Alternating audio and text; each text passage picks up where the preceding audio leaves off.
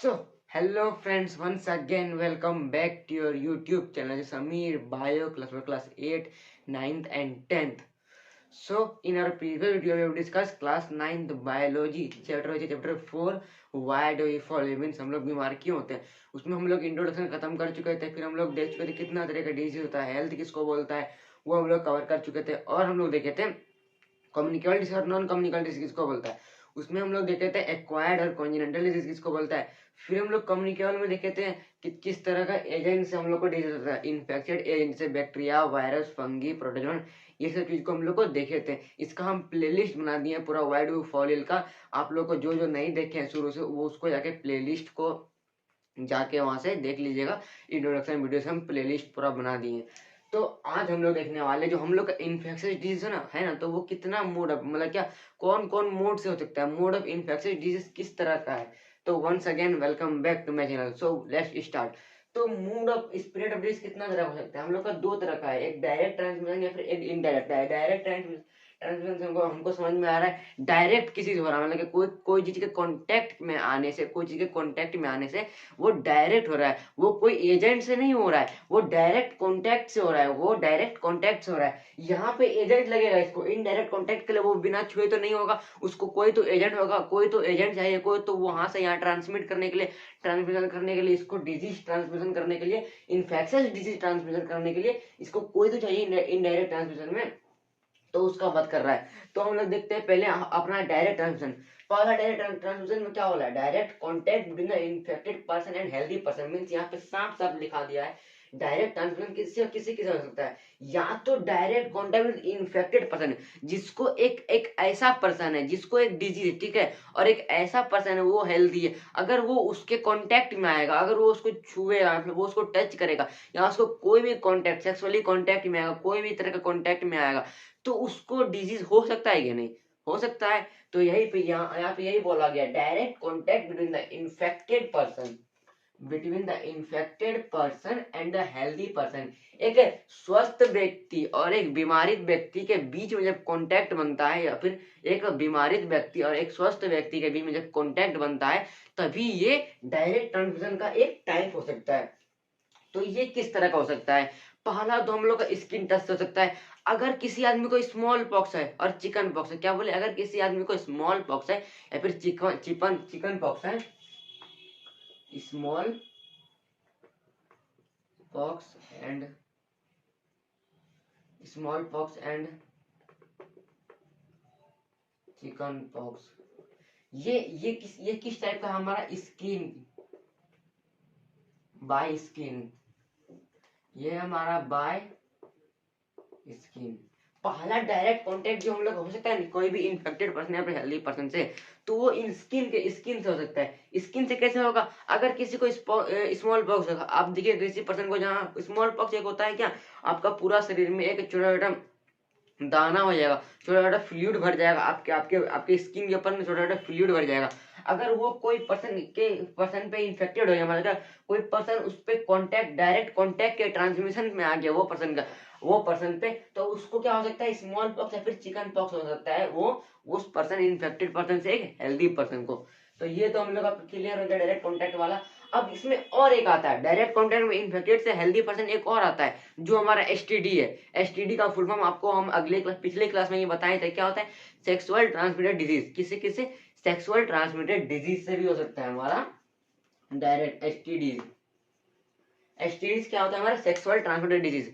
इससे कैसे होगा, हमारा एड्स, हमारा सफाइलस, क्या बोले, एड्स और सफाइलस, ये दोनों एक ऐसा बीमारी है जो होता है सेक्सुअल कांटेक्ट से, मतलब क्या, एक डायरेक्ट कांटेक्ट, जिसमें सेक्सुअल कांटेक्ट बन रहा है ना, मतलब डायरेक्ट एक पार्टनर से के कांटेक्ट में आके तो उसको डिजीज हो रहा है ना, कोई इन्फेक्टेड डिजीज, इस इन्फेक्टेड पार्टनर के कांटेक्ट में आने से एक हेल्दी पर्सन को डिजीज तो हो रहा है ना। तो वो मेनली कौन सा डिजीज हो सकता है, या तो एड्स होगा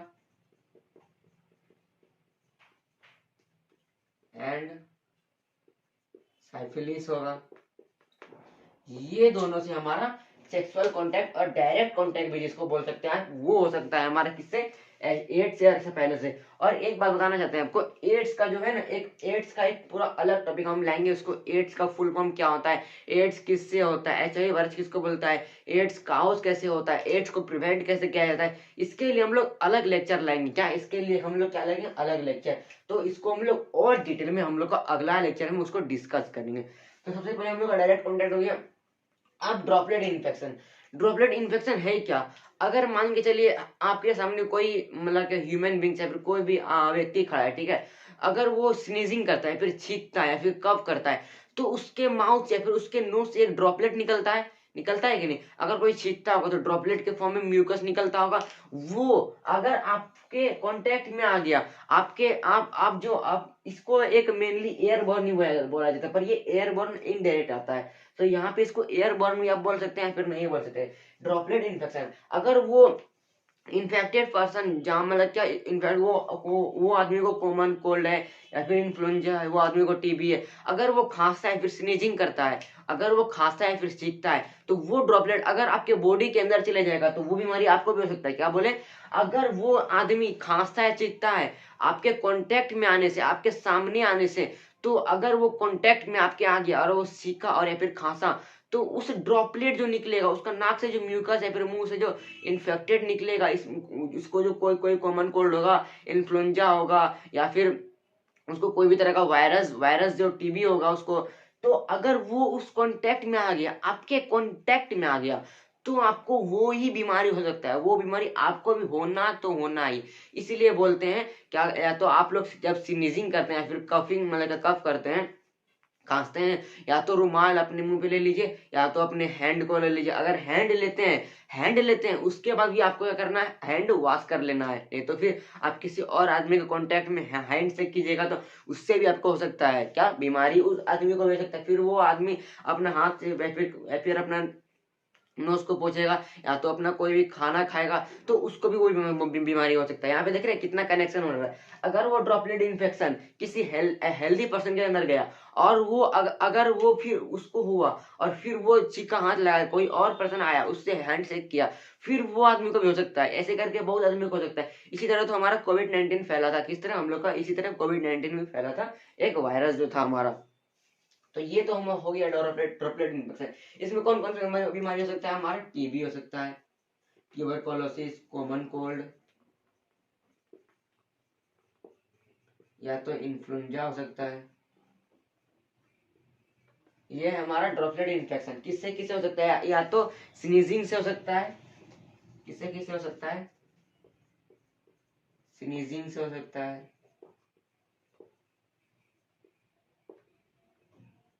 कॉफिंग से हो सकता है। ये हो गया हमारा ड्रॉपलेट इन्फेक्शन।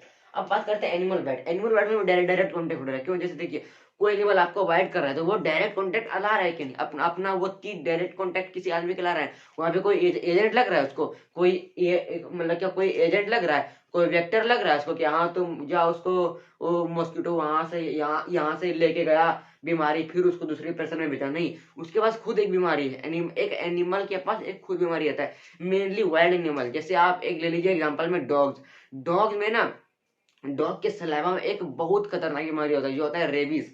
क्या होता है, रेबीज। एनिमल बाइट से आपको क्या हो सकता है, रेबीज। क्या हो सकता है, रेबीज।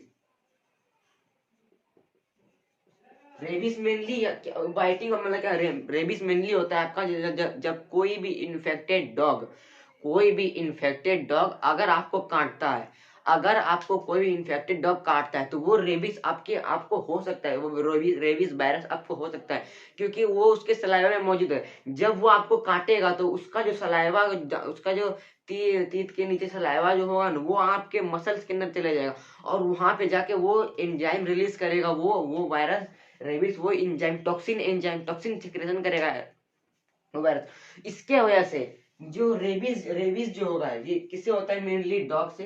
यहाँ पे हम लोग चार बना लेते हैं, मेनली डॉग से। और इसका काउस क्या करता है, काउस मेनली क्या करता है, आपको ना हाइड्रोफोबिया कर देता है। हाइड्रोफोबिया मतलब क्या, आपको ना पानी से डर लगने लगेगा। जब ये रेबीज आपको इन्फेक्ट करेगा ना, आपके बॉडी को धीरे धीरे धीरे धीरे इन्फेक्ट करेगा, ये हाइड्रोफोबिया क्रिएट कर देगा आपके माइंड को। आपको माइंड को क्या कर देगा, हाइड्रोफोबिया।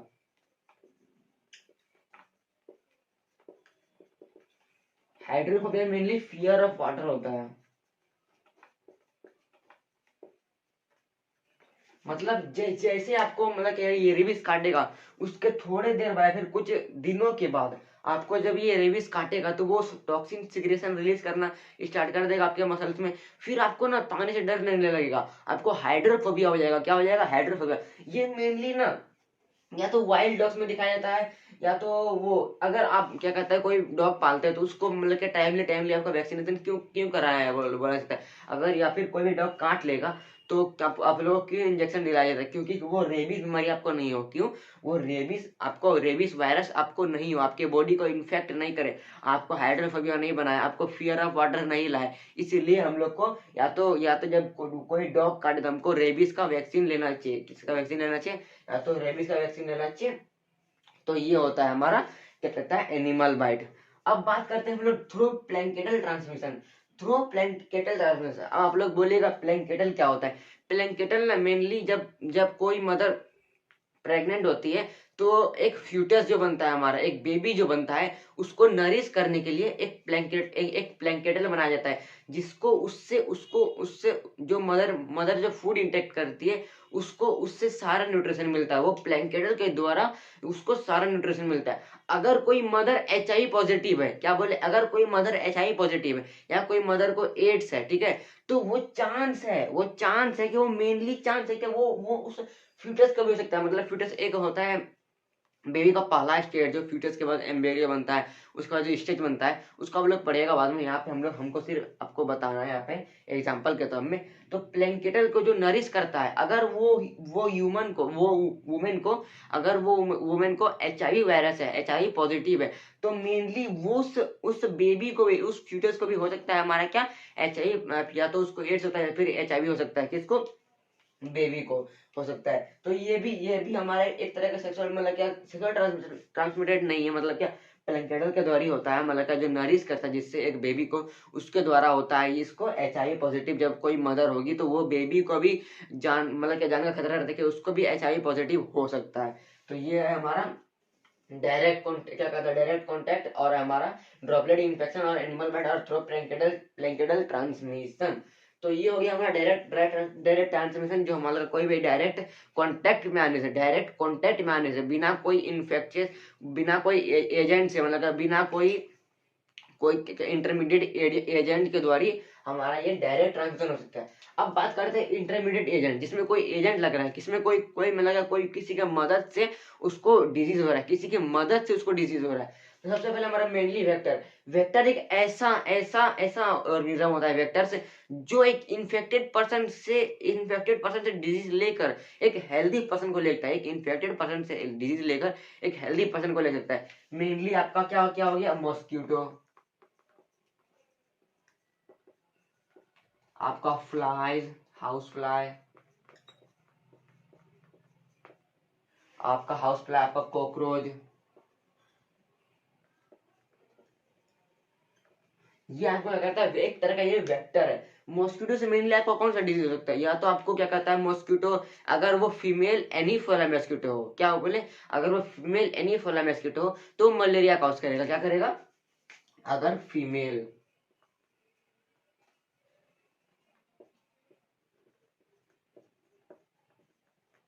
तो वो क्या कॉज करेगी, मलेरिया। वहीं अगर वो फीमेल एडीज हो तो वो डेंगू कॉज करेगी। ये हमारा मेनली वेक्टर से। अब हो गया हमारा का मॉस्किटो। मॉस्किटो से फीमेल एनीफोला से क्या होता है हमारा, मलेरिया। फीमेल एडीज से क्या होता है हमारा का, डेंगू। और उसके बाद हाउस फ्लाई। अब हाउस फ्लाई से क्या होता है, हाउस फ्लाई से मेनली एक डिजीज होता है हम लोग को, जिसको बोलते हैं टाइफाइड। टाइफाइड होता है हम लोग का मेनली, टाइफाइड। और ये टाइफाइड हम लोग का एक टेस्टी फ्लाई होता है। किससे होता है, टेस्टी फ्लाई से हमारा क्या होता है, टाइफाइड। क्या होता है हमारा, टाइफाइड टेस्टी फ्लाई होता है, या हाउस फ्लाई। फिर कॉकरोच तो मेनली हम लोग का डेंगू, ये भी कॉकरोच डेंगू ही करता है, कॉकरोच कॉकरोच भी डेंगू करता है। तो ये हो गया हमारा वेक्टर से। अब बात करते हैं एयरबॉर्न। एयरबॉर्न डिजीज मेनली हमारा कोई भी क्या कहता है, अगर कंटामिनेटेड एयर है या फिर इन्वायरमेंट में कंटामिनेटेड एयर है तो उससे हम लोग को हो सकता है, उससे क्या क्या क्या क्या हो सकता है, हम लोग को टीबी हो सकता है, कॉमन कोल्ड हो सकता है, इन्फ्लुएंजा हो सकता है, ये हो सकता है। आपको बोलते तभी ना एयरबॉर्न मेनली ड्रॉपलेट इन्फेक्शन की तरह होता है। अब ये बात करते हैं एयर, जो एयर में जो कंटामिनेट होता है वो टीबी टीबी और कॉमन कोल्ड कैसे करता है। अगर वो एयरबॉर्न है तो ट्यूबरकुलोसिस मेनली क्या इफेक्ट करता है हमारा लंग्स को, और लंग्स हमारा क्या करता है, यहाँ पे आपको रिलेट करना है, हम जो बता रहे हैं आपको रिलेट करना है। टीबी पहले हम लिख देते हैं, मेनली इफेक्ट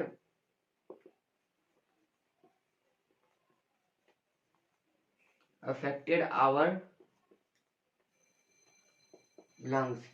एयरबॉर्न में देखिए, अब एयरबॉर्न कैसे होता है, कंटामिनेटेड एयर से। अगर कंटामिनेटेड एयर होगा और जो टीबी आपको कॉज करता है मेनली किसको अफेक्ट करता है, लंग्स को। अगर वो लंग्स को क्यों अफेक्ट करता है, क्योंकि एयर एयर हम लोग एयर क्या करता है, इनहेल और एक्सेल किससे करते हैं, हमारे लंग्स से इनहेल करते हैं फिर एक्सेल करते हैं, नोज से, फिर हम लोग का नोज से हम लोग का लंग्स में ही आता है ना एक्सेल करने के लिए। तो वो जब हम लोग इनहेल करते हैं एयर तो उसमें कंटामिनेटेड पार्टिकल होता है जो हम क्या कॉज करता है, हम लोग को लंग्स में क्या करता है, लंग्स हम लोग लंग्स को क्या कॉज करता है, ट्यूबरकुलोसिस। ट्यूबरकुलोसिस किससे होता है, एक माइकोबैक्टीरियम ट्यूबरकुलोसिस का नाम है, उस बैक्टीरिया का नाम है माइकोबैक्टीरियम ट्यूबरकुलोसिस, जिसको हम अगले अगले लेक्चर में देख चुके थे, जिसको इसको पता होगा। तो क्या करता है, मेनली हम लोग का लंग्स को इफेक्ट करता है। ये हो गया हमारा एयरबोर्न डिजीज। अब बात करते हैं water borne disease. Water borne mainly ना कंटामिनेटेड वाटर होता है, किससे होता है, कंटामिनेटेड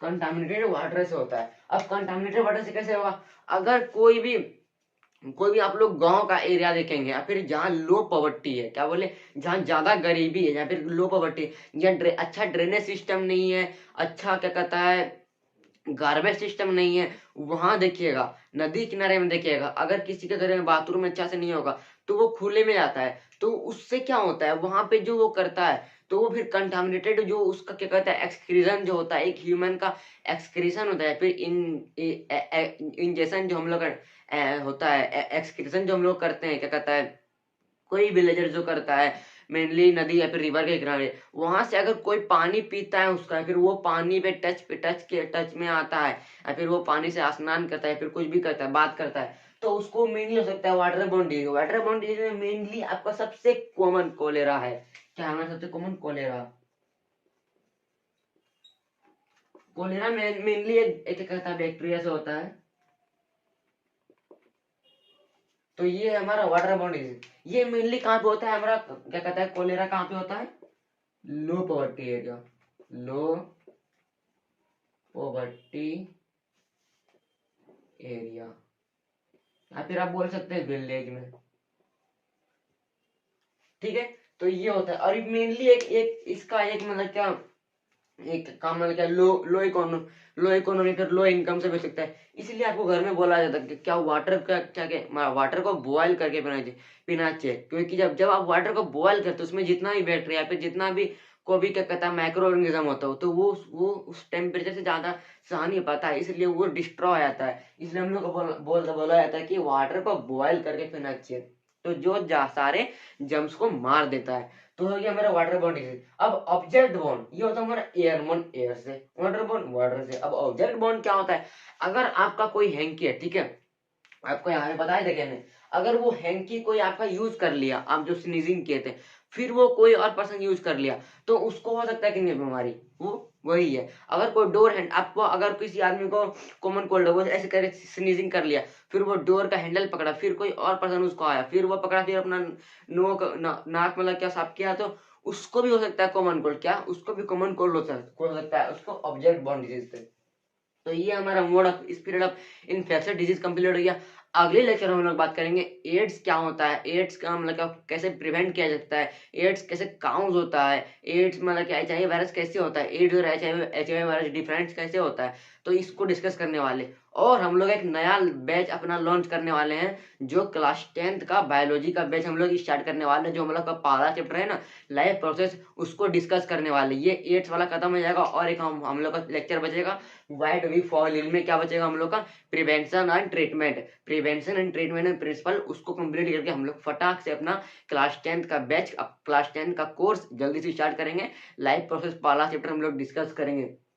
तो जो जो चैनल मेरा चैनल सब्सक्राइब नहीं किया, please subscribe my channel and stay tune in my next video and thank you for watching my video.